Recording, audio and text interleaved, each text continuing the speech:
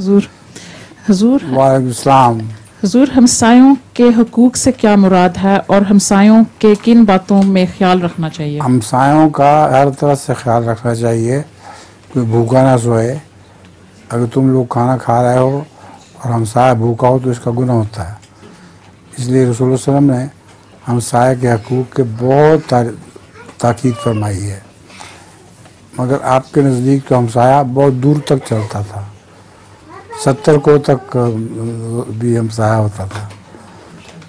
تو آپ یہاں تو نہیں کر سکتی کیونکہ یہاں غربت نہیں ہے، مگر ہو سکتا ہو خیال رکھنا چاہیے. تو ہمسایوں کے لیے جو بھیجتے ہیں وہ ہم غیر ملکوں میں، غریب ملکوں میں بھیج دیتے ہیں. ہم عید پہ بھی ہمسایوں کو کھانا بھیجتے ہیں. عید پہ جو ہے کھانا دیتے ہیں وہ صدقے کے طور پہ نہیں ہے. ویسے نہیں، ویسے ٹھیک ہے. اور